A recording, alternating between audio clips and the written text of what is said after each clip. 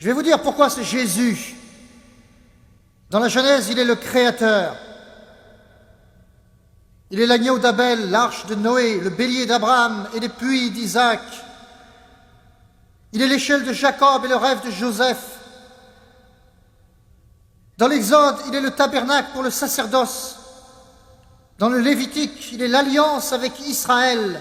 Dans les Nombres, il est la nuée du jour et le feu de la nuit. Dans le Deutéronome, il est la prunelle de ses yeux. Dans Josué, il est le fil cramoisi. Dans les Juges, il est la mâchoire de l'âne. Dans 1 et 2 Samuel, il est doux chantre d'Israël. Dans 1 et 2 Rois, puis 1 et 2 Chroniques, il est le temple et le saint des saints. Dans Esdras et Néhémie, il est la restauration. Dans Esther, il est la fête des Pourim. Dans Job, il est la patience. Dans les psaumes, le poète, le berger et la chorale. Dans les proverbes, il est la sagesse. Dans l'Ecclésiaste, il est le prédicateur. Dans le Cantique des Cantiques, il est la rose de Saron et le lys de la vallée. Dans Ésaïe, son nom est merveilleux, Dieu puissant et prince de la paix.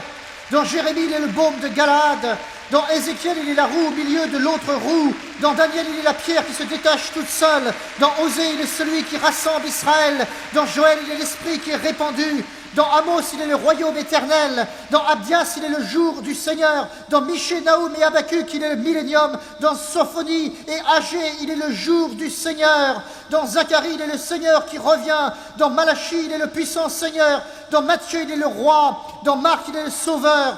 Dans Luc, il est l'homme. Dans Jean, il est Dieu. Dans Actes, il est le Saint-Esprit. Dans Romains, il est la grâce.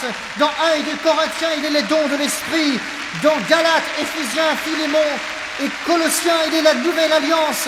Dans 1 et 2 Thessaloniciens, il est l'espérance bénie. Dans 1 et 2 Timothée, il est le prédicateur et le diacre. Dans Tite et Philémon, il est la doctrine chrétienne. Dans Hébreux, il est notre souverain sacrificateur. Dans Jacques, celui qui guérit. Dans 1 et 2 Pierre, il est le sang précieux.